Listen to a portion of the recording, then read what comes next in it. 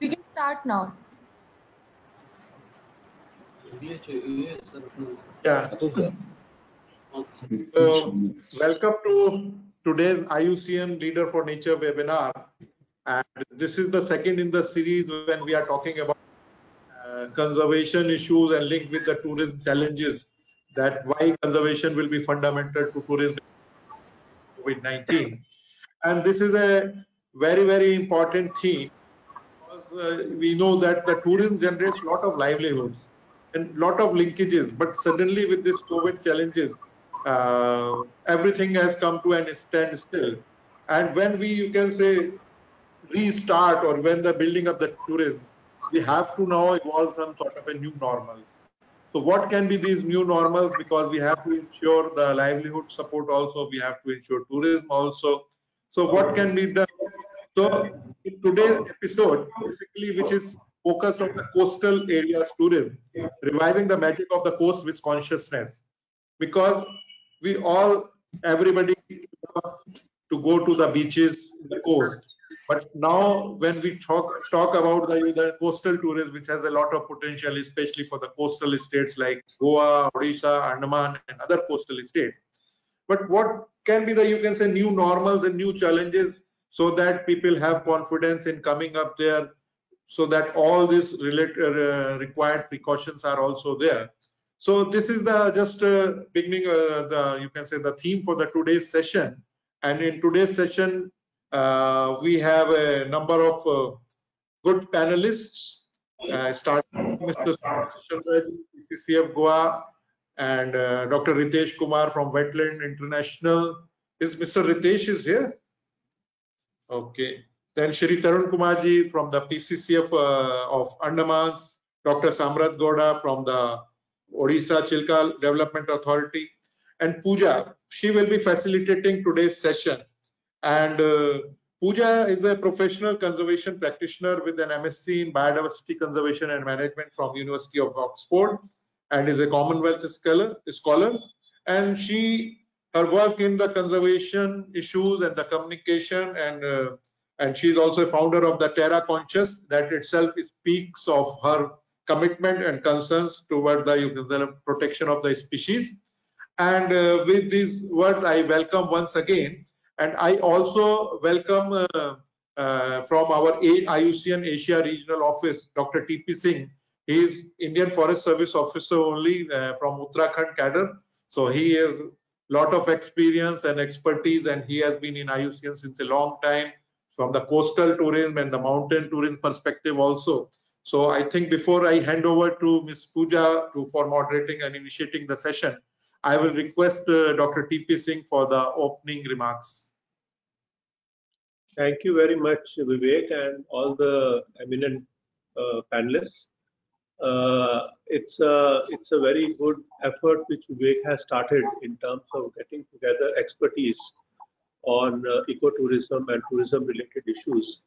We are all aware of the problems which COVID has created, but on the other hand, we are also seeing the positives in terms of improved environment and so on.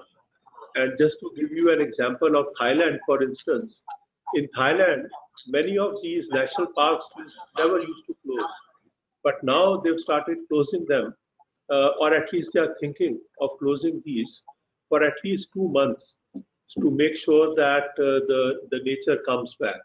So there are positives to be taken, and there are lessons to be learned.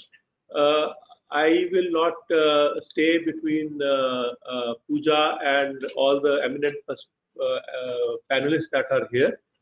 So I would like to once again welcome everyone, and again applaud efforts of Vivek to organize these series of webinars. And also now Aban, our regional director, is also here.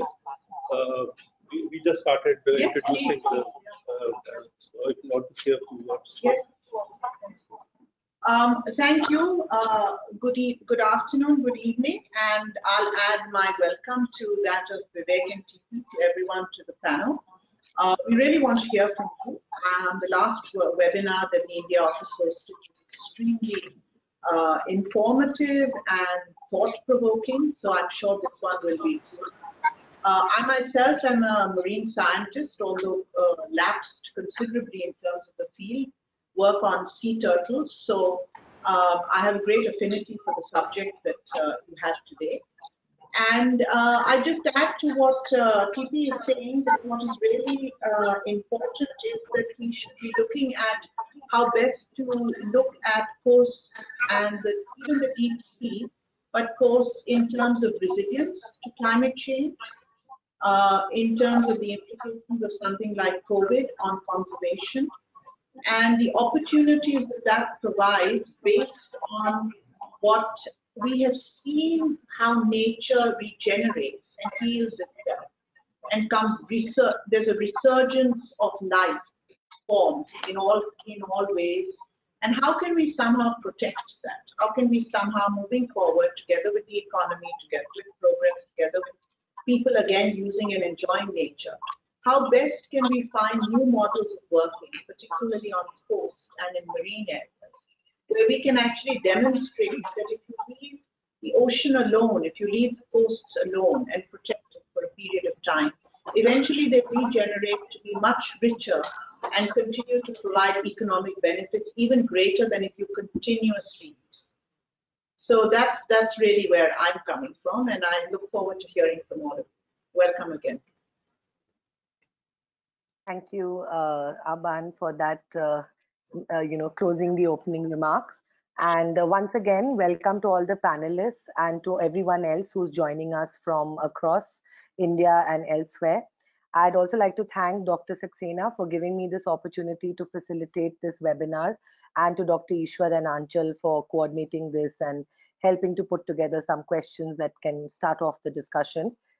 Before we get into the questions, I'd like to just take 5 minutes to introduce our eminent panel, beginning with Mr. Subhash Chandra, whom I know well as working in Goa and working under him for lots of projects that we've done there.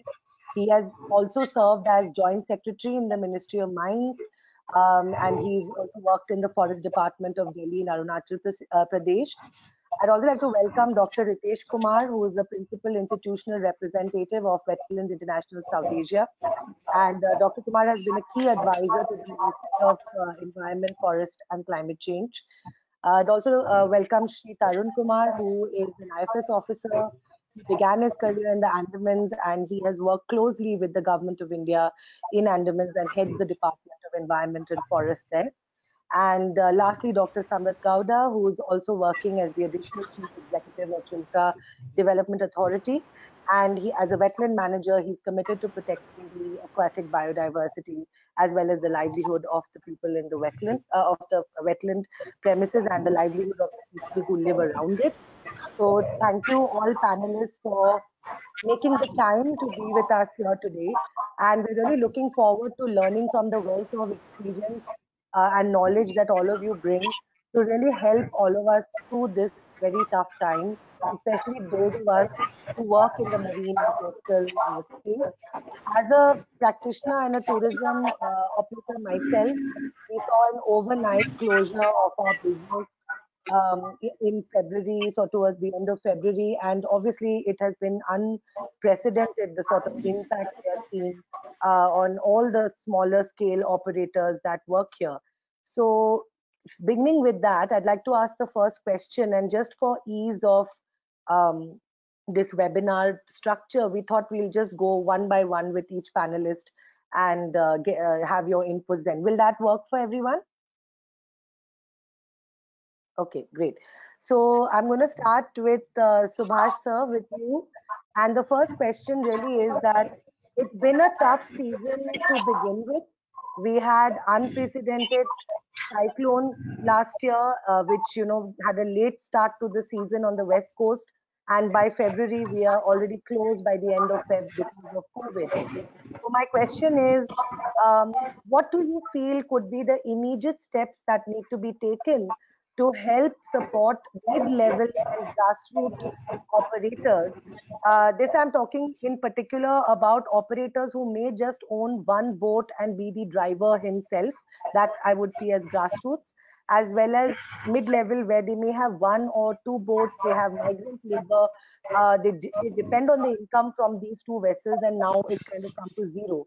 So what steps would you suggest, Subhash sir, that can be taken now to help out these people?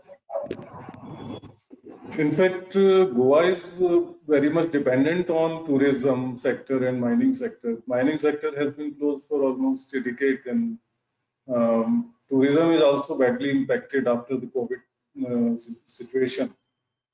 Right now, I don't foresee that people will be traveling to Goa immediately.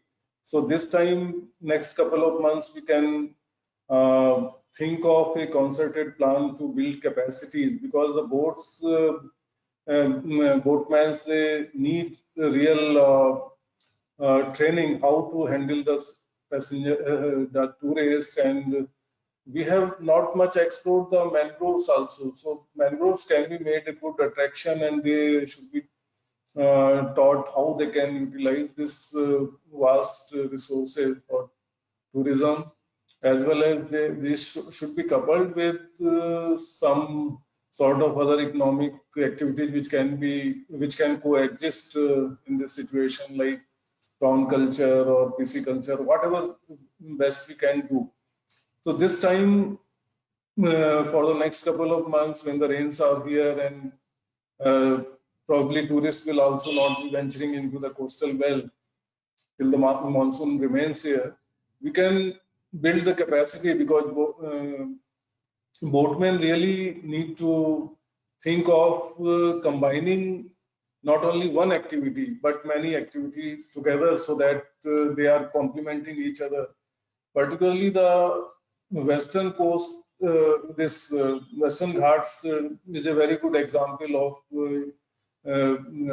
forest ecosystem where we can build new opportunities. These two, coastal belt as well as the Western Ghat ecosystem, they both can be taken up together, so that these people, the area is small, they can work in both the locations in jointly with the communities which are in the forest area.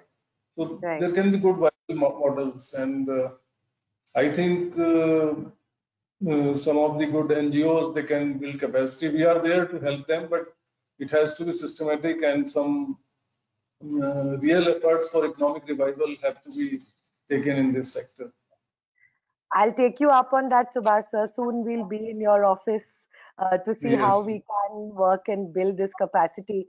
But I'd like to now ask Mr. Tarun Kumar to share his inputs on the same, because in Andamans also, I'm assuming that the small scale and grassroots level tourism operators are very badly affected. They are indeed here in the Andamans. We are totally dependent on nature and natural resources. So the question of this conservation issue has already been hammered in from the grassroots level to the top, including five-star operators. And as you said, there are people here who own just one boat and for which they have taken heavy loans from the banks. There are people who own one car or a taxi, and there are people who own even autos here. The entire gamut of tourism operation here was affected by COVID-19 to the lockdown, and we are now, getting together with the tour operators. The administration is, consulting them, and what is emerging is that everybody wants Andamans to be developed into a safe destination, which not only keeps the tourist confident that there is a COVID-19, if there is a COVID-19 situation, he or she will be taken care of.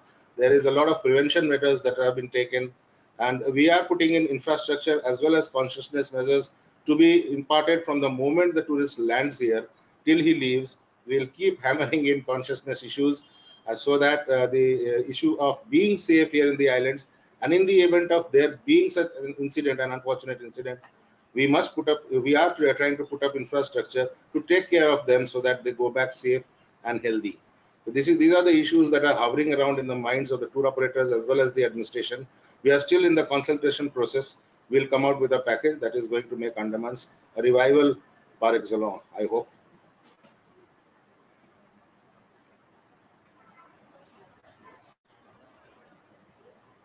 Over to you, Puja. Net gear. Is Puja there? Sir, I think she must have dropped off because of network issues. She will be joining back soon. Vivek sir, would you like to take the lead here? Yeah, certainly. I think thanks. So we got the two views, one from the Goa and also from the Andamans, the future challenges. And the coastal tourism certainly has a very important role in ensuring the livelihood, sustaining the livelihood. But at the same time, in the coastal tourism, we also have to ensure now with the new normal, with the consciousness, what type of coastal tourism we want to look at. So that the new normals, what type of, you can say, new discipline needs to be incorporated in the coastal tourism activities. I think before Puja joins again, I think if Dr. TP Singh or Ms. Aban want to add anything, because Thailand also has a lot of tourism and similar type of challenges also occur. Now, what Thailand is looking for the reviving of this coastal tourism, because in India, it's the lockdown dimension is quite large, but really as compared to the Thailand. But I think certainly because of the lot of restriction on the international travel and total closing down of the airports, the Thailand tourism must have also been affected. Please, Madam Aban. Am I muted? Or no? I'm not. Okay, fine. Okay. I'll just add very quickly a couple of things. First of all, Thailand has been very conscious that its second most important part of their economy, tourism. So for them, and of course, with Thailand, everybody thinks in terms of the beaches. It's synonymous with the beaches and the sea, whether it's from Chinese tourists, other Asian tourists, Western tourists, anybody you say Thailand to, inevitably they think of the beaches. So clearly this is a very high value commodity, if you like, natural commodity. And some years ago, they had a beach called Maya Beach, which you might remember was made very famous because there was a film by Leonardo DiCaprio on Maya Beach. And that eventually got so degraded with tourism that they just banned any kind of tourism beyond that beach for 5 years. That beach has been completely closed. And they have seen in that period that there has been a very substantive revival of all marine forms in terms of coral, in terms of fish stocks, in terms of seagrasses, and all the natural parts of the habitat. So they had that example, which they felt was very successful. Therefore, now, when the COVID situation came, they immediately realized that this was going to have the same sort of impact on a lot of those beaches. And as I think Dr. T.P. Singh was saying a little earlier, they are now looking at a policy where post-COVID, all natural parks, marine or terrestrial, will be closed for at least 2 months every year by law. And that they are trying to make sure that those 2 months coincide with the breeding season of the key animals and plants that are in those parks. So this is something that they have introduced as a post-COVID aspect. The second thing I know they're doing is that they are trying to put up their Andaman coast as a World Heritage Site. And therefore, by virtue of being a World Heritage Site, it will have greater economic appeal, but it will also be much easier to control because there are only certain things that are allowed in World Heritage Sites. So these are two of the examples that Thailand is looking at in terms of long-term sustainability of its tourism resource. And there are ideas there that could be taken by other countries as well. TP? I just wanted to add our experience on one of our projects, which spanned 11 countries, including India and Thailand, and that is Mangroves for the Future.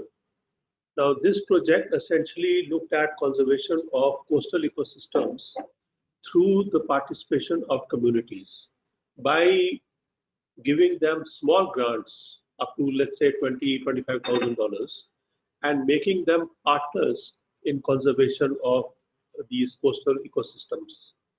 And we found that that was very successful, primarily for the reason that it was community-based, number one. They went through a protocol of checking on the resilience of the ecosystem. So they experimented in terms of what they would like to see, let's say 25 years from now, what type of environment and economic situation they wish to see in the future. And based on that, they worked on that protocol, and we found that to be a very successful example of protecting some of these areas, including tourism, but also including protection of wild flora and fauna. Okay. Sorry, my internet was a little unstable, so went off. So sorry that I missed a bit of the first set of answers. But has everyone had a chance to comment on the first question, and shall I move to the next one? No, it's still Mr. Ritesh and Mr. Gowda. They have to speak. Yeah. Okay. So let's start with Dr. Gowda. Dr. Gowda, with your experience in Chilika, obviously you've seen the different level of the small scale operators there, and it has been quite a successful model. So could you share what you are seeing now after COVID and what your inputs are on what is immediately needed to redress their concerns? Thank you. We are in East Coast, and East Coast is one of the worst affected by cyclone, and this COVID-19 added to the plight of the grassroots and tourist operators. And last year, exactly 1 year back, we faced funny cyclone which directly hit on Chilika. It landed on Chilika.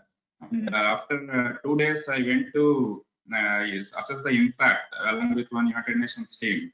But we could find that more than 70% of the boats were totally broken. So, and addition of COVID, hopefully government helped them, and they could able to recover immediately. And they give subsidy and soft loans, and also that now they were operating, and again addition of COVID-19 totally damaged their livelihood. And I have one immediately after COVID, hopefully we'll find some solution. And after that, what I feel is that there will be psychological impact on tourists also, because we are in lockdown and the social distancing may cause some kind of sociological impact. So tourists may not like to come out immediately after COVID. So we need to create some environment where they will feel comfortable to come to the places. And for example, reducing crowd. There are many unexplored areas. Unexplored areas can be developed without harming the ecological concerns, and that will also reduce burden on wildlife, because Chilika is known for dolphin tourism. And there are more than 1,500 boats registered, and every day, you can imagine 1,500 boats chasing the dolphins is not a good sign.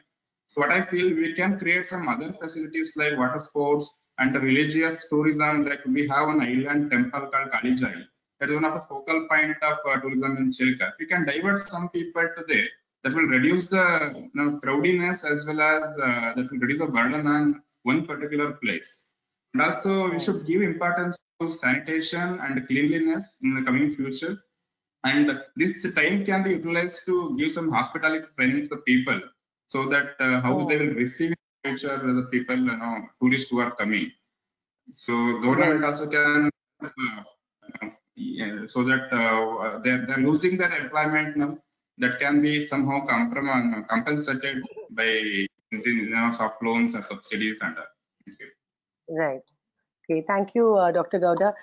Just to close this question round, Mr. Kumar, could you share a little bit about what you think is happening to the livelihoods that are dependent on the wetlands in this COVID time, and what are your suggestions around what can be done for operators immediately? Thanks, Puja. So the news from wetlands, if you just see the species and habitats, is all good. So if I have seen, COVID doing something positive to the society, I think the storylines that I get from wetlands, right from Mumbai, Goa, even I live by one of the most polluted rivers in the country, Yamuna, and that river has shown up, it's blue waters. I would have never imagined to see such waters in my lifetime. So if you look at in terms of nature, nature has come back, but in terms of livelihoods, the impacts of closure has been very significant. So there are two storylines that I get from here. One is, what do you do with a sector which has somehow become glued to seasonality of it? So there is a particular holidaying season, and then you receive tourists in the season, and then whole economy is centered around that particular window, and that needs to shift. I think what COVID is telling us, that seasonality needs to be respected, but also shifted. Now there are two approaches if I take it as a livelihood issue. One is, let's recognize the small scale tour operator in particular, who's at the apex, who was at the bottom of this whole structure as a part of the whole management. He's the real term ecological steward who takes tourists in particular season, but in rest of the periods he can also be engaged in tourism interpretation, in monitoring systems. And if that whole life cycle is built into management planning, we will possibly be able to de-risk this livelihoods as we have done for farming community, for fishing community. I think it's time we recognize the tour operators, especially the small scale tour operators, as a sector of their own, which needs protection in terms of seasonality. And that one instrument to build in what we all deal with is our management plans, which provides for sanitation, which provides for drinking water, provides for education, but can also provide for livelihood security of these small sections. The second thing is the whole sector itself possibly is becoming more instrumental in its approach. So we are looking at how do we physically associate, and revenues and whatnot. These have suddenly become parameters of tourism success. But essentially, it was also about experience with nature. And how do you shift tourism from being very instrumental from a livelihood argument to a relational and an experiential argument is something that we'll need to strategize. So how do you evoke the sense of relationality? When I look at Samrat's site in Chilika, I always see the face of poor boatman who used the temple as his place of prayer, and can no longer access that because of huge tourist influx. Now we will have to re-strategize tourism to recognize that it was also about your sense of place and identity while we start taking good arguments. So these are some questions that are pondering, and we hope we'll get some time to discuss them. Thanks. Yeah. Okay, so thank you so much for all those comments. I think what I'm understanding is that we are really looking at reducing this dependence on seasonality, which I completely agree. Being an operator myself and having a 180-day season, which is already reducing because of cyclonic activity, and with climate change, such extreme weather events will only increase. And now with COVID, I think what everybody is sort of touching upon is this diversification of revenue, obviously looking at different skill sets that can be built.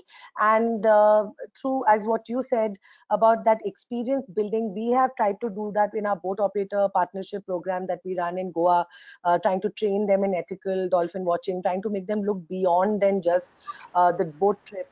And actually what we've seen in the COVID time is some of the trained operators who have been working with us are actually the first to sort of come up and say, can we start a fish delivery service? Can we revive a Kazan land? Can we look at mangrove? Can we look at agriculture? So it seems that the capacity building that we've been able to do with them and have these conversations need to happen more with the others. So building on that, I'd like to ask the second question, which is, as the title of this webinar is looking at our coast with consciousness, which of course, means we have to look at the conservation goals as well as how do we use our coasts. And all over the world and in India, there's a lot of pressure because conservation is also seen as one thing that has to be done, and then the coast is looked at in many lenses, whether it's coastal development, whether it's oil, transport, trade, ports, and tourism just being one of those. So my question is, my second question is, in your view, how would you look at tourism going forward, and how would you see that aligning with the conservation goals, which are only becoming harder to achieve with the amount of pressure on our coast? But how do we actually make it inclusive? How do we make this process of achieving our conservation goals inclusive and not and balance out other sectors which are probably looking at the coast from a very profit driven approach, but tourism may have the ability to incorporate some of conservation goals as well and enable people to participate. So I'd like to start with Subhash again. If you could tell us, in your view, what do you think that will help to make this process of aligning conservation goals more inclusive? In fact, ma'am, as you are aware, and most of our panelists are working, we usually, most of the departments are working in silos, so we don't communicate among ourselves. How we make, like Ritesh sir was saying, that it has to be an experience which we should target for the tourist, because everybody goes there getting some expectation which is built up over the period of time from their friends, etc. So they think that these are the things which they are aspiring to see during a ecotourism site. At the same time, we have to make people realize that these are the things which they can experience, like going to, if they are going to coastal tourism, they will be expecting this type of thing. Not everything is available, but this is the experience. Boating in a mangrove creek, or they can they can be seeing some marine wildlife while cruising in the coastal waters. So that the problem is, everybody goes, suppose it is at 2 hours, let the people think, most of the people think that in 2 hours they will see this and this, and they have a checklist that if this is not done, their tour is wasted. So somehow this awareness program is required, which we can prepare in advance for the tourist education, which should begin from the with the consultation with the tourist operator, as well as the people who will be at the site, the boatman, local community. Everybody should offer something together, so that this experience is unique for the visitors. And likewise, all departments have to, all the related departments, they have to work out how they can maximize the experience and what should be the clear protocol, because what happens, most of the departments are working at cross purposes. So this can be minimized. At the same time, capacity building of the communities is very much required, because people in the coastal area, they Goa that way is quite well connected. So everybody comes for a very small period, say 2 days, 3 days, and they want to maximize everything. So we can offer a smaller with limited time, better experience. So this can be with the more education to the we can say have some tour eco guides, nature guides, etc., so that they are well knowledgeable and they can very well guide the tourists that this what they are witnessing is a real thing which they can otherwise miss in most of the time, most of the area. I think we have to work together with which is happening across the country. Something we can learn from the Odisha, from Andamans can something from us. So we should meet more often and find how better we can manage this ecotourism. Thank you. Right. So some key takeaways from your comment is that we need better coordination between departments. We need better education and expectation, more realistic expectation setting for tourists, so that they don't put pressure on operators to do unethical practices, and also look at sort of making sure that there's a knowledge exchange going on between different spaces within the country and elsewhere, so we can learn from best practice. So coming to, I just thought I'll take the question to Abban as well. Ma'am, what do you feel in terms of making communities part of the process in how we look at conservation in the tourism space? What sort of policies drive it? There are so many questions that communities have around what they perceive as restrictions, or maybe they're nervous about the concept of a protected area. They feel they might be, not allowed to work over there. So we face that on the ground sometimes, that there's a lot of, sort of feeling of disenfranchisement from the policy making process. So in that sense, what would you suggest could be some of the routes we can take now, especially when people are feeling even more vulnerable about their livelihood? That how do we make them part of this process of thinking, how do we govern these spaces and how do we go forward? Look, I mean, we take as our central values in IUCN that anything we do has to have equity and justice. So if you start from that premise, you start from the premise that no conservation can work unless it has equity and justice for all living creatures, and that includes human beings. Okay? So then if you start looking at equity, you start looking at who are the most vulnerable. And inevitably you find the link between the most vulnerable in a society are usually the ones who are the most dependent on natural resources. They are often the ones who use them most unsustainably, but they're also doing so for reasons of poverty.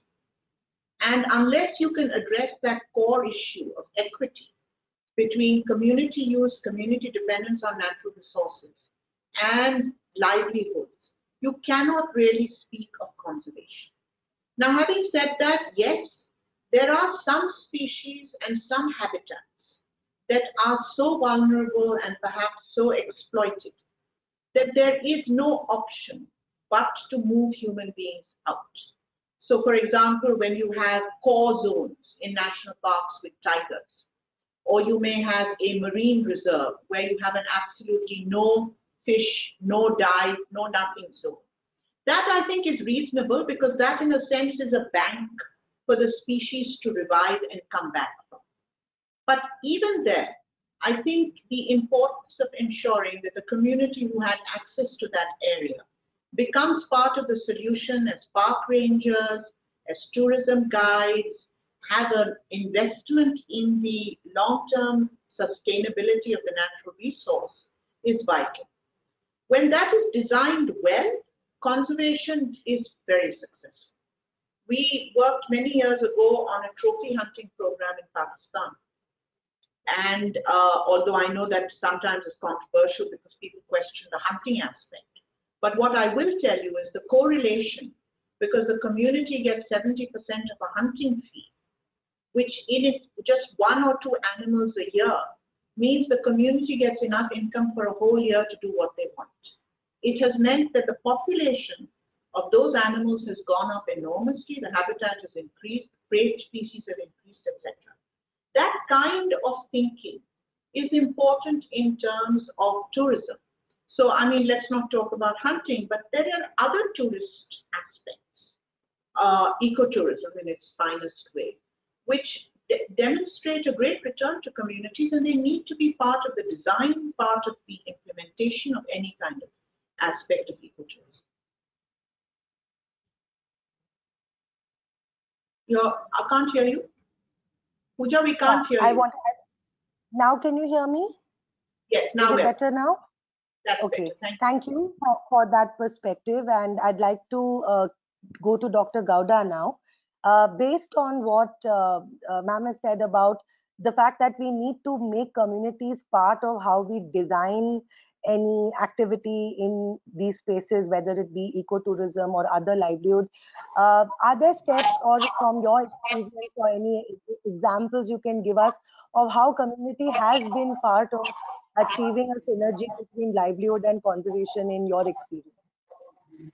When it comes to balancing between conservation and livelihood, actually we have very well structured legal framework. We take it Wildlife Protection Act, or Environmental Protection Act, and CRZ rules. CRZ rules specifically defines what is fragile area and what can be done, what cannot be done. And the only thing is how strictly we'll enforce. And always enforcement is not the only solution. So as sir suggested, we should come to community ultimately. And I feel that tourism should be totally decentralized so that people can directly get the benefit. So I'll give you an example in Chilika that we have a place called Mangalajodi. That is very near to a bird, where birds will congregate in that village. It's a small village. And once upon a time, the people who were living there were hunters, and they used to post birds in thousands in a single day. And nearby dhabas used to sell the bird meat. And later, by some involvement of NGOs and other public who are environmentalists, they trained them to become protectors. Now they are protecting the area, and slowly they enter into tourism. And that's the best model of ecotourism, because ecotourism has its own meaning. What we call everything we're adding eco is not actually eco. So ecotourism, they are having around 50 registered boats in Mangalajodi, and no boat will be having any engine, or they don't make any noise, and just by dragging with a bamboo stick, they will take the tourist inside, and they will roam around for 2 hours, and each boat will, they will charge around 1500 rupees. And there is a competition for that. And this kind of best practices can be multiplied in other places. So both enforcement as well as community participation should go together so that we can achieve both the goals very efficiently. Also, conservation not only involves wildlife or eco-fragile things, the socio-cultural impacts also we should assess, because when it comes to tourism, we treat these cultural practices, local cultural practices to the community. And should not affect the people who are not involved in tourism nearby.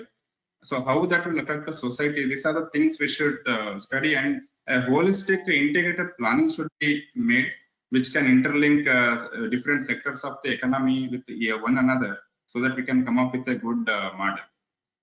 That's my view. Thank you for that. Mr. Kumar, I'll come to you now.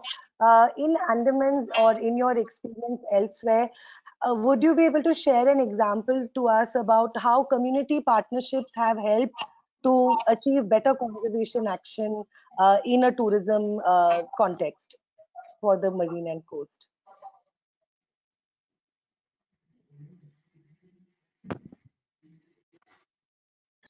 Sorry, sir, you're not very audible. Okay, let me speak again. Thank you, Puja. Am I audible now? Yes. I would like to compliment Dr. Ritesh Kumar first for bringing in the issue of change in the watercolor in the Yamuna. Last time I saw the Yamuna, it looked like dark chocolate. He says the blue has come out in Yamuna. Congratulations, Dr. Ritesh. I would also like to set my eyes on these blue waters. What I'm trying to draw from this is that when we humans are asked to lay off, nature revives itself. That is what Dr. Ritesh was, I'm sure, trying to drive at too. Now, coming back to the issues of tourism, there are two issues. Basically, I see tourism in two aspects. One is our, in Andamans particularly, one part is nature, the other part is the human element. Nature part, of course, there is a lot of interference from us, from human beings, the anthropogenic interferences, which has affected nature, but nature has a tendency of bouncing back. Now, this COVID, of course, was a violent bounce back, which is not very desirable for the human species. But then it has happened, so we have to learn to live with it. Now, coming to your question of communities working in tourism areas, I don't have very many examples. In this country, I haven't seen much. But what I have seen, community helping tourism and community managing tourism, is what I had seen in Whistler, in British Columbia, in Canada, where it is a winter resort, a sort of a place where you have Olympics. You have had Winter Olympics earlier. This place is completely managed by the townspeople of Whistler, and it is a hill resort. Permanent ice cap is there, and the population is low. They have prepared for the next, it seems, 50 or 100 years. And of course, there is a huge crowd coming in, but when they come into town, they simply melt into the city, and nobody can be seen on the streets. It is a kind of a absorption that happens when you tourists reach there in plane loads or in ferry loads, and simply disappear into the streets of Whistler. This kind of a situation has not happened in Andamans. So we have to do a lot of unlearning. Now, what we have learned is we have created a gold rush in places which are of tourist interest in Andamans. We need to unlearn now, and that gold rush part has to be completely obliterated from our system here. We have to learn to distribute our tourists, our interest groups into various parts of the Andaman and Nicobar Islands, which is now happening under the aegis of Niti Aayog and the Island Development Agency. So what is happening is that the development of spots for tourism is now being spread around the entire territory. And of course, the biodiversity hotspots are being kept aside, completely isolated, where anthropogenic activity is of its bare minimum kind. We managers need to now learn that the coast cannot be seen in isolation. What happens on the hilltop can affect the coast as well. We are all aware of what happened in Paradip Fort when they built a dam on Suvarnarekha. So we don't want anything of that kind to happen here. The ecology in Andamans is extremely sensitive. The local indigenous people, they are extremely sensitive people. They are not immune to the diseases that we are immune to. So we have a lot of concerns, and all these concerns we are trying to address together. All departments are integrated every week. The chief secretary takes a meeting. Now, of course, those meetings are off, but very soon we are going to begin with social distancing norms. Every head of the department has to come and meet every week with the chief secretary, and the chief secretary here takes a review. So there is an integrated approach here in the Andamans. We are all aware that what we are dealing with here in Andamans is extremely sensitive. The people, the ecology, the nature, everything is extremely sensitive. And we also treat our tourists like gods. So that is why we are trying to make it a destination which is extremely safe.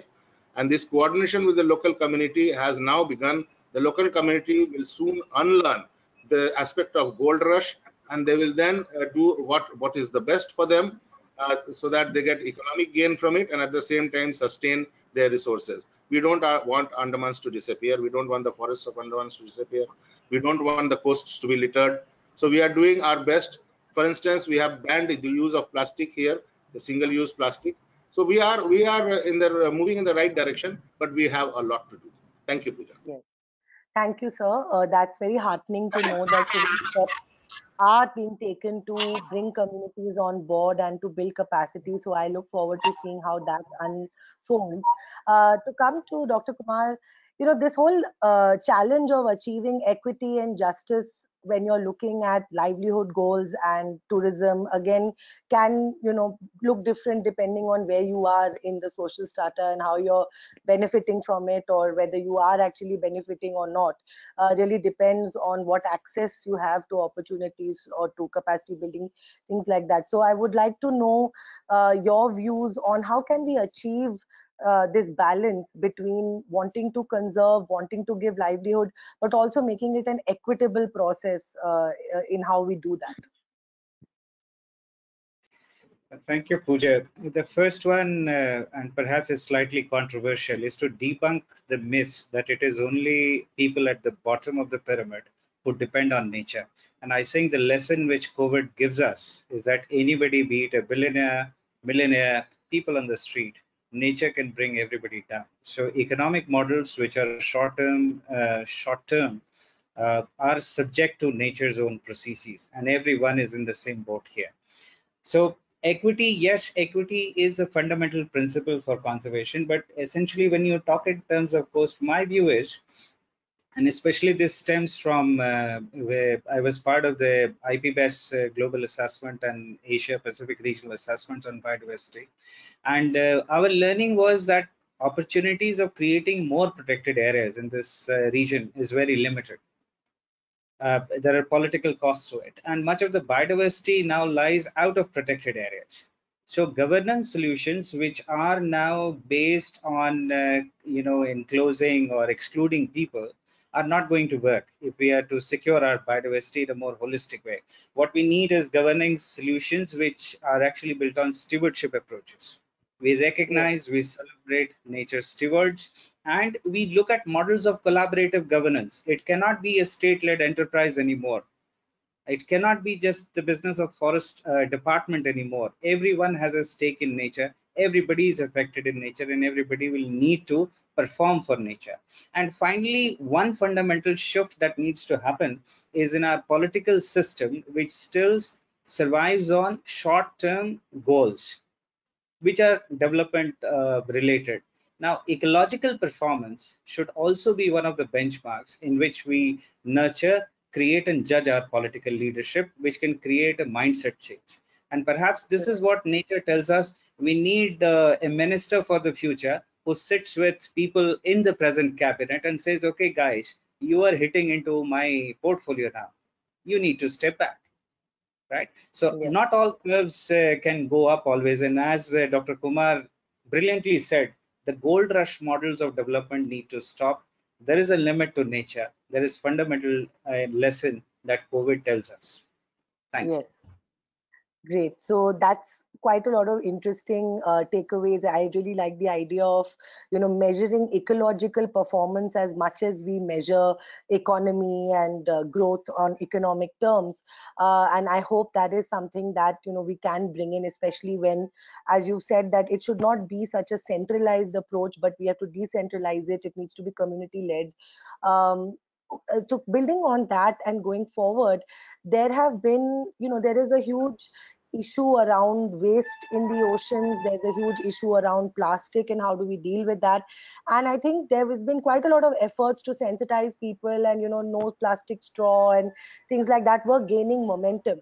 But with COVID, and where your own health sort of has become overriding whatever awareness you might have about the environment, and people are using masks, gloves, all those plastic screens.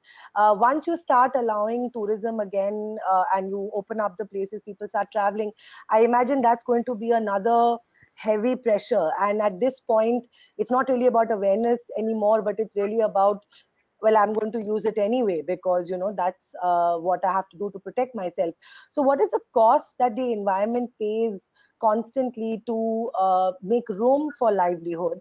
And given that waste is such a big concern in our country, what are the integrated solutions in your view that can tackle this waste management problem, especially in sensitive places like our marine ecosystems and coast? And for that, I'd like to start with Mr. Kumar, because I know Andamans, of course, is very fragile, and I'm sure deals with this problem already. Well, Puja, what we have done here in the Andamans is that we have the administration has come down with a very heavy hand, and many of the industries and hotels had to face closure to put up these sewage treatment plants and such things. Single-use plastic has been completely banned. The plastics that have been brought in by companies such as manufacturers of potato chips, we have now forced them to take back the plastic wrappers. There are vendors here who are given a 100% subsidy for taking back single-use plastic to the mainland by ship. So the administration is paying for the transportation. So there are collection centers here. The maximum plastic is generated here in Port Blair. This is a municipal area, and two more areas, Neil Island and Havelock Island.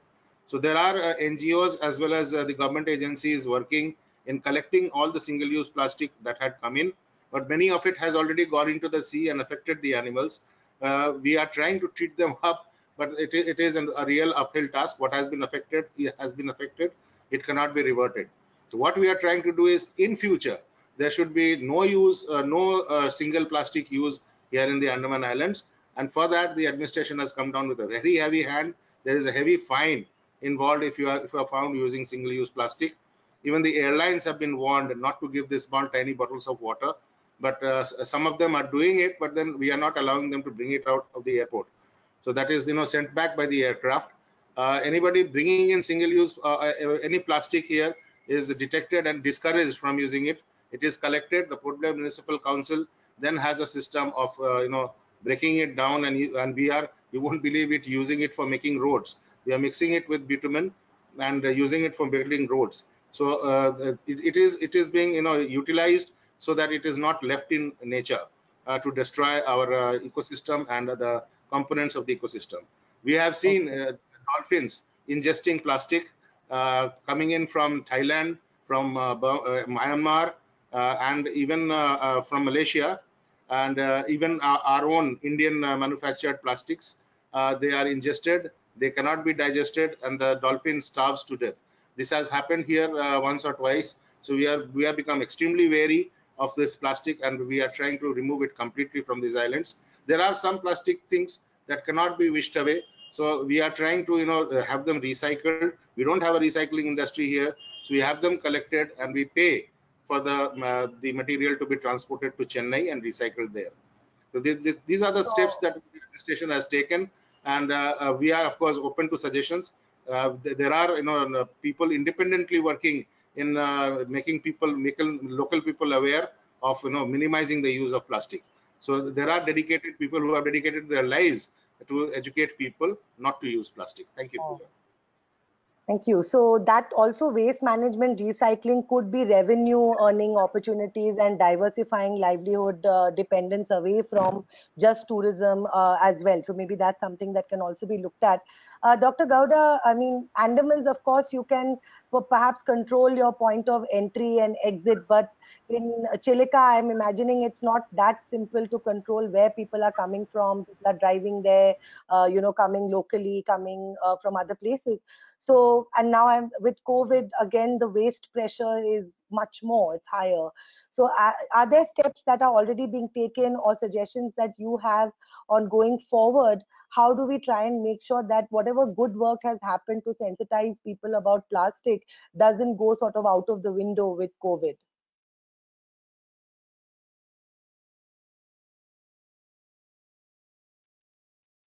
Sorry, Dr. Gowda, I can't hear you. Just can you check your? Hello. Yeah. Can you Yes. hear me? Now it's. Yes. Yeah. Now it's fine. Chilika is the biggest problem because there is no one place where tourists will enter Chilika. There are more than 10 places where different tourist operators are operating. So what we did is recently we, in collaboration with district administration, because Chilika covers 3 districts. With 3 district administration, we made some strict rules that plastic. First of all, Odisha government has banned single-use plastic, and district administration has clearly given warning to all the tourist operators that if they do not follow the instructions of government, they will be taken strict action against them, and some action also being taken. And still there is a problem because plastic is not a easily manageable menace.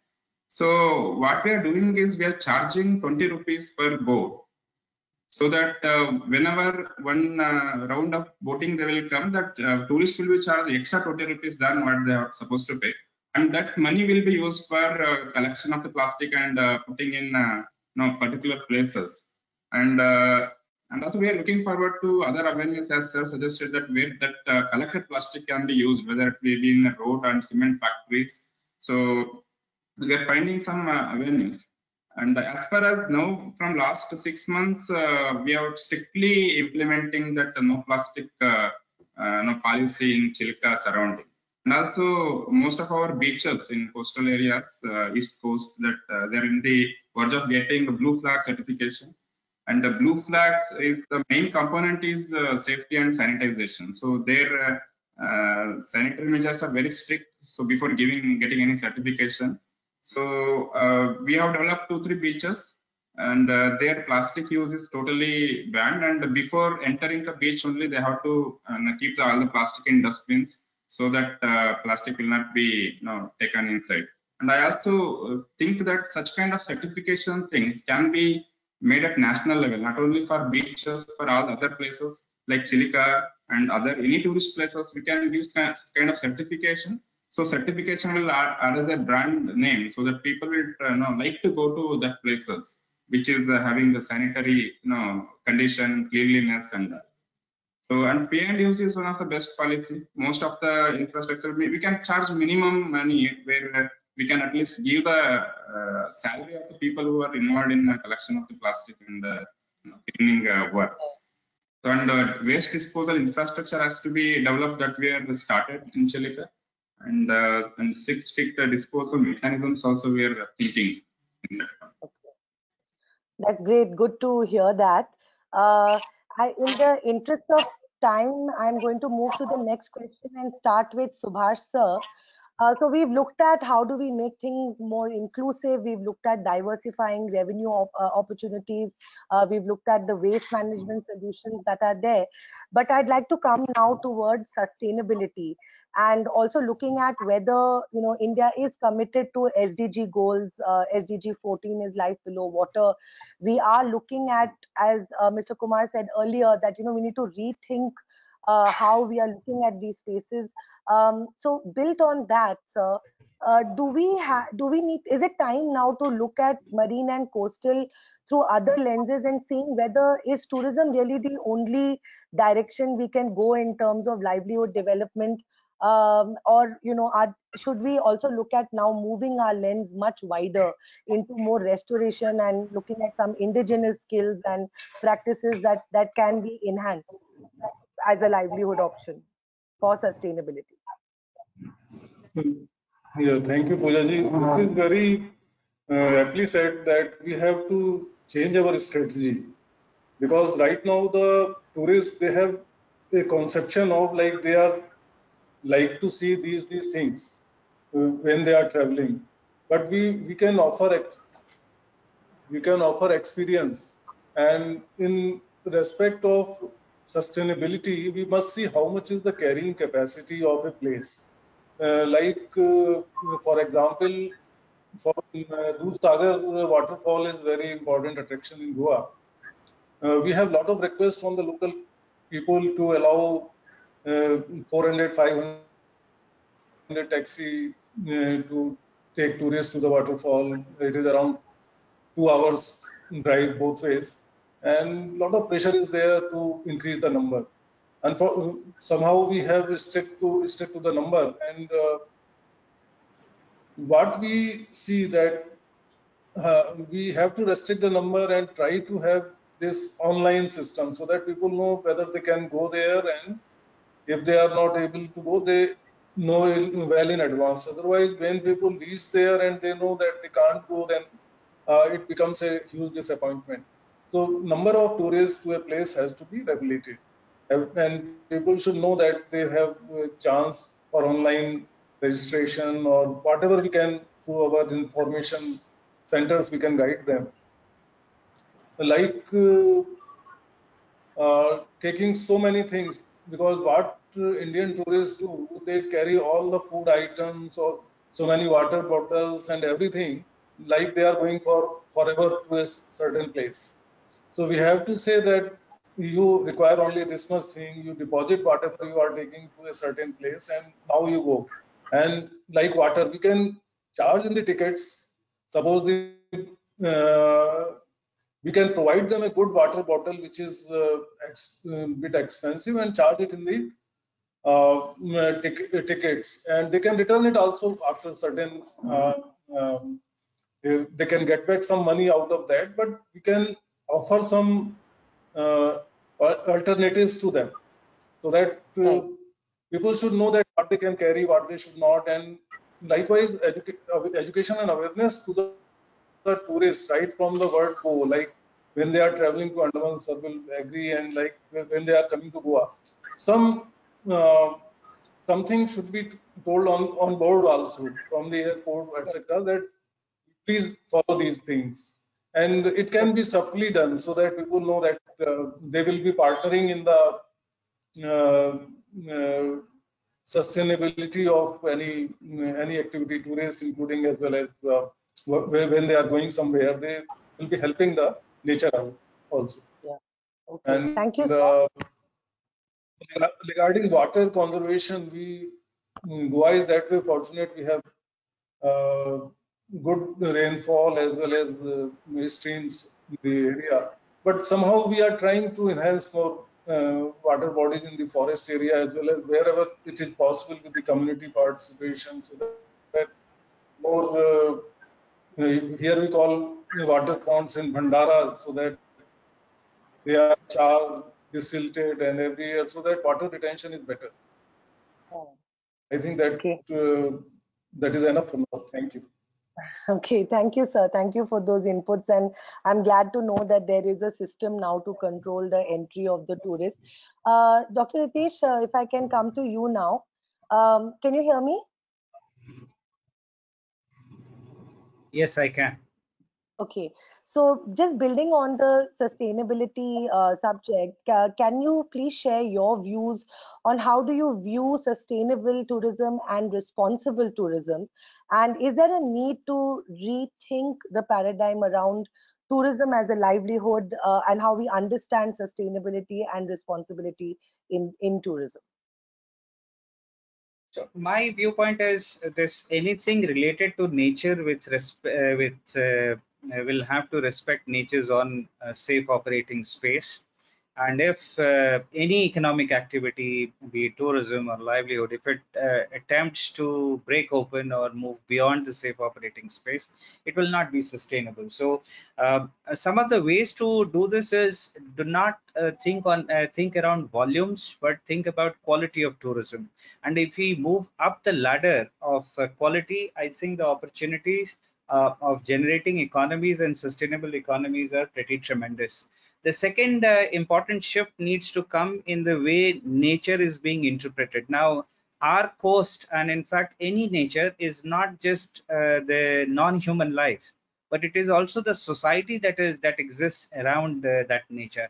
So, to me, when I go to a mangrove community, the fisherman village in itself is also something that I would need to learn about. And having an integrated, social and ecological approach to what we interpret and showcase as tourism opportunity will be a great advantage. People should also know about history, geology, geography of the coast. That is also an important interpretation activity that can happen. If you sit on Chilika coast and imagine what had happened over that coast over millions of ages, it gives you a fantastic different experience. Stand on a floodplain and tell somebody that you are actually sitting on the seabed about 1 million years ago, and this is how the system has transformed. Might be that would help decouple a very species oriented, or very, that what Mr. Kumar said, a gold mine led approach to tourism, and it would balance tourism pressure all around. And finally, I think it has to be embedded into an economic hypothesis which recognizes that anything linked with nature will have its own limit, and that limit has to be respected. It cannot go on an exponential growth for times to come. Thank you. I think that's a great point that you've made, is that, we really need to look at marine and coast through multiple lenses. And we really need to, India has such a rich nautical history. There's so much that people can learn when they visit a destination. So moving the lens or the needle from just being species driven or activity driven into looking at the coast and oceans holistically is definitely something that we need to work on. So that I'm going to ask one last question to all the panelists before we take audience questions, and for that I'd like to start with Aban ma'am. What are your sort of views on what are the key gaps you see right now in India in terms of policy that governs the oceans and coasts, and what support do enforcement agencies need to build or receive so that they can actually implement the policy better? And what can we do? How do we strengthen this governance for marine and coast? Puja, I can say generically what I think the gaps are. They have to do with planning, siting. We worked some years ago on the setting up of, advising on the setting up of Chandra port and making sure that there was no damage to turtles, etc. But I'm not the person to talk to you on Indian legislation. TP would be better at that. Vivek would be better at that. Their domain knowledge is much better than mine. So on that, I think I would hand over to TP and maybe use Chandra as an example. And then I also just wanted to introduce a colleague of mine who's joined us, who's the head of our marine program, Maeve Nightingale. And I think Maeve leads on the plastics. So maybe she can say a couple of words to some of the things that have been said on plastics and pollution. Okay? Sure. But back to TP right now. Let her finish something. Want to talk on plastics? No, you finish my question. Finish the question here. Okay, on legislation, I'll also say that, look, I've been away from India for the last 15, 16 years, so I don't think I'm the right person. Vivek would be the right person. But since I have the mic, I just wanted to add to what the discussion that was going on. in terms of alternate livelihoods. So I think that is a very important aspect of coastal tourism, which we have not fully explored. And there are examples after examples which we can give you based on working on in several countries in the region, where alternative livelihoods has created a shift away from what we see as a normal tourism activity. And also it takes care of activities for the tourist operators and especially the communities when the tourist season is lean and there is less of work, and especially, for instance, if areas are closed for some time. So I think that is one aspect which needs to be looked at. And secondly, I think some of the panelists mentioned this whole idea of dispersing. You see, there are some sites where everyone tends to go in. It's like a hill station. Everyone wants to go to Nainital or Mussoorie because we've not been able to develop any other alternative sites. And it is true for tourism along the coast. So these two aspects also then I think link to the policy and the legislation. How do you develop policies which then allow tourists to enjoy the nature, but keeping the carrying capacity in mind? So I just wanted to introduce these two three aspects. Okay. Puja, I Yes. would like to add on when we have talked Yes. of the policy. So already you can see with challenges at the policy level for the coastal areas, we have, you can say, some sort of coastal regulation zones and all. But now the challenges are multifold. So that when you talk of the sustainability of the coastal tourism, it has to be some sort of a responsible tourism. So that when you see the future, you can say tourism practices. So right from the beginning, that what has to be the say carrying capacity of a particular area, that needs to be taken into consideration. So accordingly, as Dr. TP also just said, that why concentrate all the tourism at a particular place? Because why everybody wants to go to the Goa? For example, if you see the adjoining the Goa, just if you move for 2 hours, the Sindhudurg area in the adjoining Maharashtra has equally beautiful beaches. So somehow it has to be in the policy level, it has to be both ways, because you have to admit or allow in a particular place only those number of tourists in terms of the quantity. So that is not going to, you can say, degrade your coast or nature further.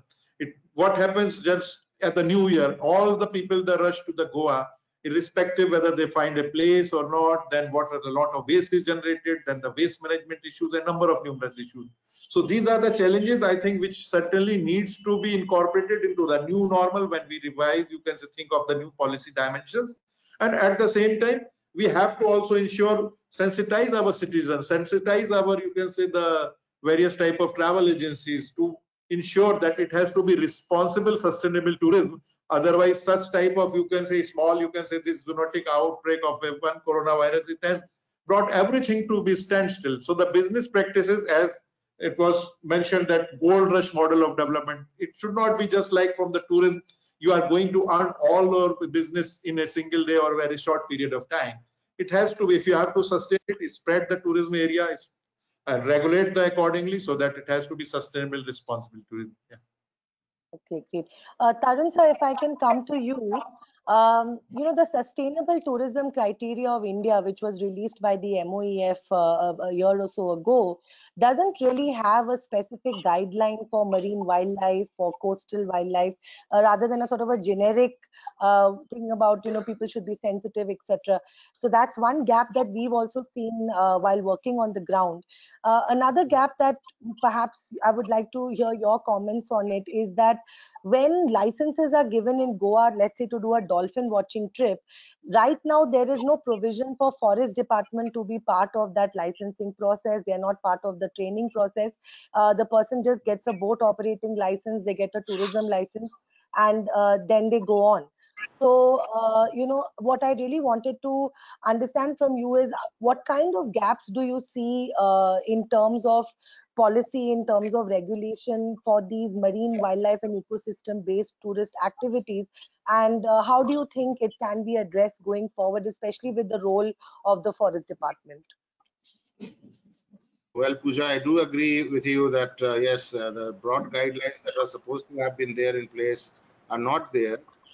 We are wholly and solely dependent on the management plans that are prepared for the locality. Now, that is very local specific and it is not general in nature. Now, coming to your comment on the dolphin watching license thing, well, it is up to the state administration or the UT administration to take a decision whether to involve specialized agencies like the forest department or not. If it is felt that the services of the forest department are not required, who are we to criticize? Let the decision lie with the powers that be. So, of course, it will be good if technical inputs are taken from technically sound departments. If it is not being taken, if there is no harm done, then in that case, everything is okay, hunky dory. If harm is happening because of not consulting specialized departments, then in that case, somebody has to point it out to the powers that be, so that they do take a consultation process and then hand out the licenses to operators. Now, there are certain restrictions that are required to be put in. I recall Dr. Ritesh saying that anything that is nature has its limits. That's a fact. That's a fact that we need to understand in this new normal, as it is called. And we have to take a decision and put a stop at a place where we feel that we are exceeding the sustainable limit of that natural resource. So these are certain things that we have to keep in mind. We have to sit down and think of, and we have to discuss and take a decision how much to take and when to stop taking from nature. Thank you. Correct. Thank you. Dr. Gowda, in building on that, COVID has actually, I don't know if you've been following a lot of sort of chatter on social media, but there seems to be a lot of people sort of waking up after COVID and saying this is happening because we are destroying nature. It's happening because, we've become too consumerist, and this is a hard wake up call that we need to go back to nature. We need to take care of it. We need to, change the way we are living, not be so materialistic.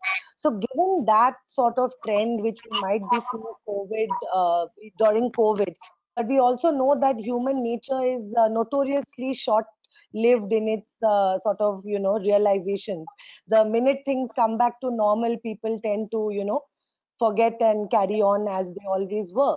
What do you think can be something that we can do as practitioners, as citizens, as communities, to keep this going and to help people understand that it's not about only feeling this when there's a pandemic or a cyclone or a locust storm or something, but it has to be the way of life and development and governance going forward. So if you can share your thoughts on that. Yeah, I agree with that. We're also somewhat responsible for this situation, COVID-19. And we failed somewhere in some responsibility, because as you said, that the responsibility and sustainability are always interlinked. So we cannot leave one, they're the two faces of the same coin. And now everyone is becoming environmentalist, and everywhere in social media, even I can see that many videos are viral that animals are moving inside, and so now new kind of awareness has generated, and that is maybe positive and as well as may not be, because animals are enjoying. But once after COVID, what happens? Immediately there are also chances that there will be huge man-animal conflict. This awareness, this interest, what public has generated, that we need try to sustain that and in a positive mode, so that there should not be any negative effects immediately after COVID. And also in future also we should try to sustain, as earlier somebody suggested that we should block some entry of parks and for 2 months, 3 months, so that there will be a regime. We found that result now. When we went, everyone went inside home. Naturally, nature somewhat it enjoyed, I can say. So I feel that this is a good thing who happened, but how we maintain that and how we deal with the negative impacts in future. Negative impacts in the sense, suppose animals are moving in the road, they may used to move in the road, and once again suddenly vehicles started, lockdown is over, and what happens to them? There's also another angle for that. So this kind of things, one day we can celebrate as lockdown day in every year to remember at least COVID-19. At least, and many of the eco-fragile places can be closed for at least 2-3 months. They can themselves recover from all the negative effects what we are making by tourism or any other kind of thing, because always there will be positive and negative things. That is what I think in the future happens. Okay. Thank you, Dr. Gowda. So yeah, we do have to work on sustaining this sort of realization and waking up that people seem to be having. I'd like to bring in Maeve at this time from Thailand. Can you hear me? Yes, I can hear you. Hello. Yeah, hi. Hello. Hi. Yeah, I'm sorry you missed the beginning questions, but I think we can still revisit some of the topics that we've covered. I wanted to ask your view on really the kind of sensitization that we're seeing around the world, people sort of waking up and saying we have to change our patterns, we have to change the way we consume, the way we engage with nature. How do you see this playing out with respect to plastic use? Because almost ironically, our single use is going to go up with people being concerned about, getting infected and using masks and different things like that. So how do you see this juxtaposition really playing out going forward? And what should we do to, sort of manage that and not lose momentum on plastic awareness? Thank you, and my apologies for arriving late. I can already hear that it's been a very interesting dialogue, and I'm sorry to have missed it. In fact, the discussion I got taken away to was in response to a request that has come from Sweden, from SIDA. They're looking to develop a COVID-19, post-COVID-19 response project that focuses on coastal communities and addresses somehow the plastic issue. So we were brainstorming about that. So by chance, we have touched upon a number of interesting topics, which I think you have been having some parallel discussions on here. And the issue came about by really the call from East Africa and some of these countries in Asia. When you look at through our marine plastics program, where are the key hotspots in terms of plastic leakage, as we call it? Where are we really seeing high levels of consumption and leakage of single-use plastics in particular? And of course, it always focuses at these mass tourism destinations. And I think I hear some reflections there in terms of your India context, how to manage people numbers and consumption, and how to manage waste, specifically in these hotspots, which are hotspots because of their intense populations due to tourism. And I mean, in another discussion, we can share some of the tools actually that we have used to assess plastic leakage hotspots at a national level, and how we then move from understanding why these are hotspots to understanding the materials and the plastic recyclable materials which are present, and then some of the interventions and solutions for reducing those.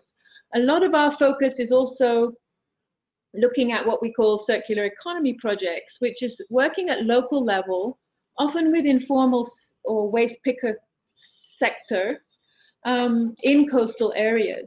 And I think here there are some parallels as well. I mean, India has been just such an amazing example in terms of organizing and creating formal identity for this informal sector, as it is known in most other parts of the world, and creating value and in job security and some really important conditions based on human rights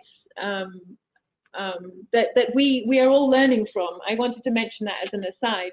But when we actually look at that sort of intersection of coastal communities who are traditionally fisheries dependent and now tourism dependent for their livelihoods, and where does this interest in creating livelihoods from plastic actually fit within that? You know, there's some opportunities there, but there are also some fundamental issues, and some of that is relating to the value chains for recyclable plastic goods, which are operating both nationally and internationally, and the stability of the price of recyclable plastic on the global market. And we've seen lots of fluctuations, issues there with, when oil prices decrease, the price of primary plastic also decreases. And then companies are choosing to use primary plastic and not recyclable materials in their production systems. So there's a whole lot of interesting discussion around policy and economics that goes along with that. Whereas we might be looking at a local scale, we were always interconnected with the global economy when it comes to mass tourism in general, but also specifically around the options or opportunities for looking at the use and recyclability of plastic as a livelihood opportunity as well. Yeah. I just wanted to touch. Sorry. Yes. No. I know you're short of time, so I don't want to go on and put you. Yeah, you must be all exhausted, but I'm not sure also if maybe Aban has talked a little bit about this, but one thing I wanted to share within this context that I'm more familiar with here in Thailand is, and again with reference to tourism, and you will know, of course, that Thailand has for many years followed a mass tourism model in terms of its 30% of the GDP of Thailand comes from tourism. And so this COVID pandemic has had a real impact on the economy. But it's also brought about some amazing insights in terms of what happens when we, through force, give nature a break. And this has actually led to government realizing that if this positive feedback loop can happen, if biodiversity and nature can recover so dramatically in just a 2 or 3 month period of having no human intervention, well, maybe we should really look at how we step back from that intensive tourism model and really create space for nature to recover. And so the Ministry of Natural Resources has come up with a request by all parks, and parks in Thailand are designed around tourism destinations. They are almost one of the key objectives for parks in Thailand is to meet tourism demands. So the ministry has asked for all parks managers to give a two month period of time every year where the park can be closed to tourism, which is a big demand because we already have the local economies developed around tourism in those sites. And to give up 2 months of your revenue a year from tourism is quite a tricky political, challenging political decision to make. And so just to then touch on your question about policy, I think it must start at the national level. If there's a really clear national sustainable tourism policy, which really favors decentralization of decision making and support for sustainable environment and sustainable local economies and preservation of culture and social systems, if that is really something which is part of the vision and political will, then that must be a key first step to making it happen. And yeah, I think that's a precursor. That's what I would like. I agree that definitely should be the foundation. And in fact, I'm so glad you mentioned circular economy because just last year, EU and GIZ did an exercise with us in Goa to look at circular economy possibilities around tourism, around plastic industry. And with that, I'd like to come to Dr. Ritesh. And since we're talking about a national level policy, as you suggested, which is on, principles of sustainability. In India, what I've noticed as a practitioner on ground is that just coming back to marine and coast tourism, it's interpreted differently for different states. Like in Goa, for example, dolphin watching comes under the Water Sports Act, which of course it is not, and therefore the way it is governed is limited by that. In other states there might be other ways of looking at it, and there seems to be a lot of sort of gap in how maybe an Andaman looks at tourism versus how a Malvan or a Netrani or a Kapu in Karnataka would look at it. There also is very little standardization, so you might have a great dive shop which follows SSI PADI standards, but at the same time you also might have one which is putting people in for 15 15-minute dives and, not following any protocol, people breaking coral, all those kind of things. So do you feel that it's time now, maybe in the wake of COVID and all these new sort of conversations that have, or old conversations which have gotten prominence, that we need a sort of a national level marine and coastal tourism policy, or a separate or a coalition of departments sort of looking at it, so that we kind of don't have these issues fall through the cracks, or we don't have this kind of mixed interpretation, because we are seeing that it is causing stress at the ground level, both in terms of livelihood, sustainability, as well as for conservation of the key flagship species. Goa, of course, has so many of them, and all are vulnerable. So what's your take on that? So a policymaker's dilemma also needs to be understood. And having worked with closely with the ministry for over 2 decades now, I think whichever way you cut the cake, there is somebody who will say that it could have been cut in a better way. And there is no most optimal or the best solution. So these things are evolutionary in character. Steps are being taken, and I'm happy we are conscious. The very fact that we are discussing environmental sustainability in tourism in India is a very, very good step ahead. And I think I have firm faith in our policymakers that they are seeing the wider landscape.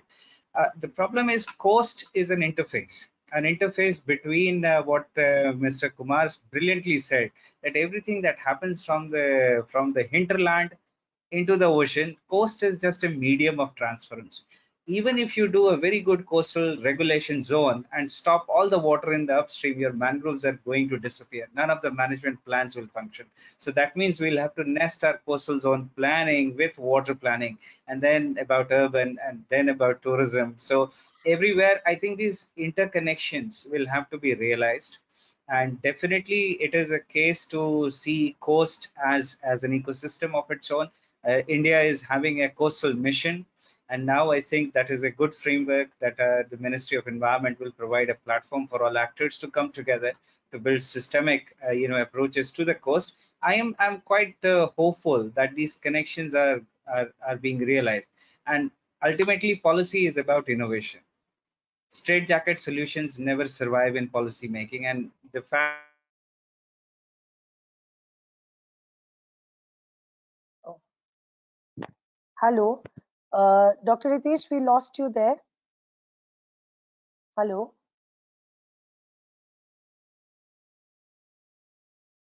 Hello, can you hear me? Just check it. Yeah, maybe now it went suddenly.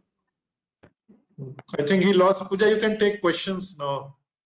Yes, so we are actually completely out of time. So I thought what we can do now is, of course, can we just go one round with all the panelists for some closing remarks of what you would like people to understand from this pandemic that has really shaped and changed all our lives in the last 2 months? And what would you like people to take away from this and hopefully implement in their own behavior as we go forward? So I'll start with Subhash sir. Yeah, in fact, when this lockdown happened, and the first 2-3 weeks were quite revealing, as Mr. saying that nature has come back. So nature reverts back so quickly that within 2 weeks we were just like a pristine land.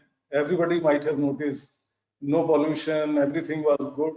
So when I in the lighter vein, I suggested that we should have 2 weeks lockdown every year sometime, where people have to uh, reinvent their routes and have the course correction. But economically, it is quite damaging to the vast population which depend on the manual labor, and they don't have many savings to fall back. But really, it gives a lot of time to rethink and do some course correction. And tourism is like, it is not only fun, it gives a lot of learning, lot of revelation, because people know other people, they know different places, everything is a unique experience. So what is happening, tourists somehow we are labeling as something which is like what you have seen, I must also see that. It is not like that. We must say that everyone can go through some unique experience when they visit other places. It may be ecotourism area, wildlife tourism area, it can be market, it can be anything. And all places have their unique identity and circumstances, and they give enrich one's life. So somehow tourism cannot be taken away from the separated from the lifelong learning we have. So that concept, that feeling should be, we should promote that. It should be taken as an experience to grow, as an experience to learn, as an experience to unlearn also. And people everywhere are very good. The places everywhere, like Ritesh was saying that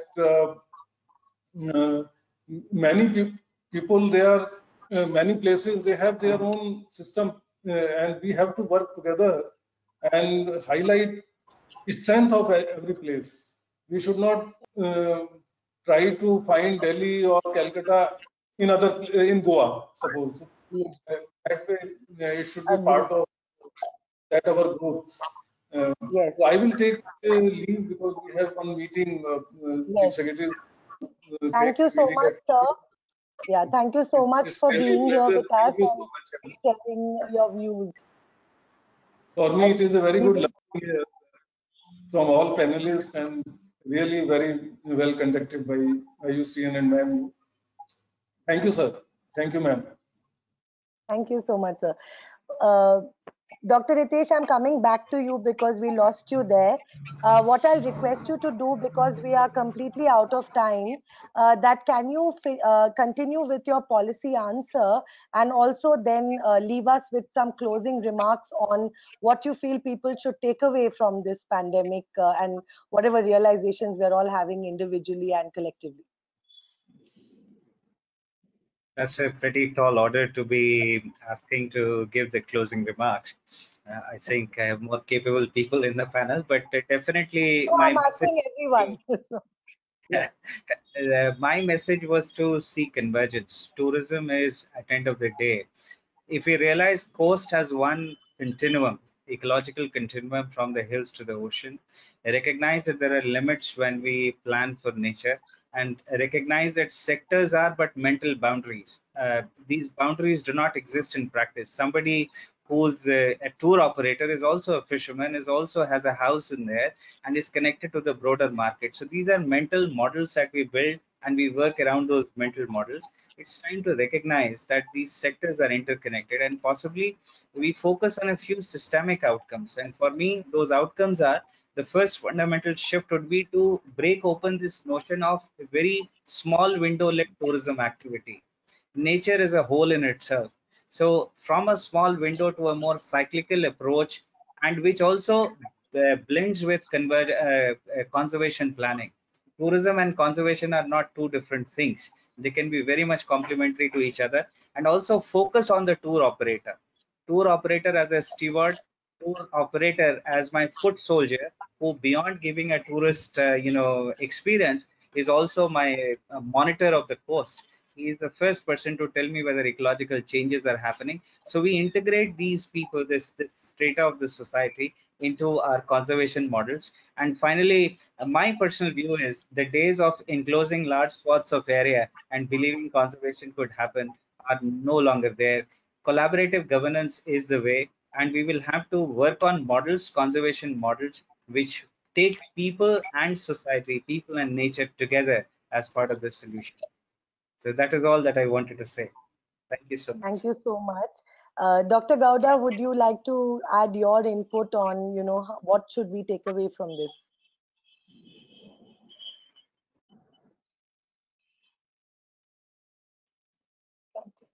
Can't hear you, sorry.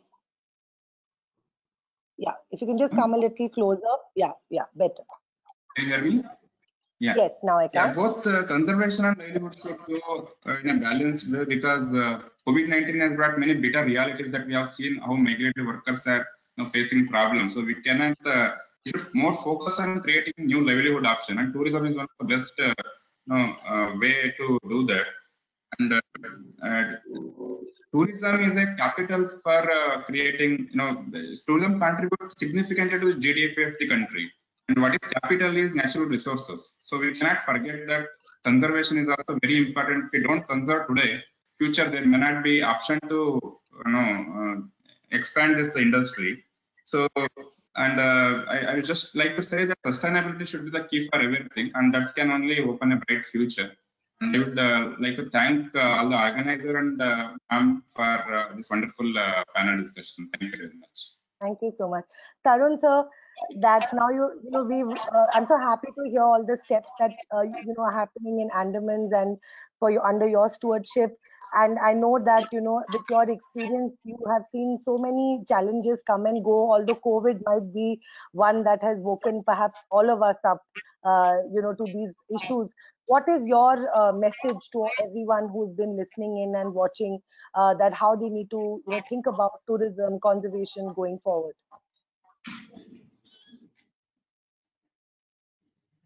Sir, your voice is a bit muted. Yeah. I'll come again. Yeah, We sorry. have the COVID-19 hanging over our heads, and we can't wish it off. So we have to learn to live with it. Now, I would say that nature has given a backslap on our faces. We have been driving her up the wall. So we have remained locked down for, I think, nearly 3 months or so. And we have learned to live with ourselves. So this is something which is unique that has happened in my lifetime.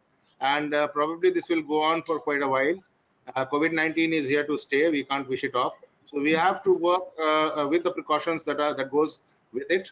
And of course, tourism is an excellent activity for the coast because it supports so many other activities which are not visible to the eye really. For instance, if there's in the corner somebody is selling tender coconut, that chap has paid 100 rupees to a tree climber to be able to get those coconuts, so that tree climber is not visible. So there are so many economic activities being supported by tourism, and it is an excellent activity. Only thing is, we have to make sure that we do not injure nature again, because injuries to the nature, she reacts, and when she reacts, then we get under the bed and hide. So let's not create that situation again. All the best. Thank you very much, organizers. Thank you very much, panelists. It was lovely talking to you. Thank you, sir. Dr. Saxena, would you do the closing as well? Yeah, thank you everyone, and certainly we really had a very, you can say, interactive and interesting webinar session, and very valuable policy input, suggestions, and you can say, the realities at the ground level. I think they were deliberated, and certainly the key, you can say, takeaways from this today's webinar will certainly help in basically in the governance framework, maybe in the policy making, or in the implementation framework. And so once again, I thank you everyone, all the participants, and also all the panelists who spared their valuable time, and especially also to our IUCN Regional Asia Office team, Madam Aban, Dr. TP Singh, Maeve, and the other also IUCN participants from the Bangkok, and also from the other office regions of the world also they have joined and registered for this webinar. And we will be having this is a series of webinars which IUCN is organizing. So next webinar most probably we will be having on the 4th of June. So we'll be sharing and we'll be requesting you for your valuable guidance and support. And we continue to look forward for your support, and thank you everyone. Thank you so much. Thank you. Bye-bye.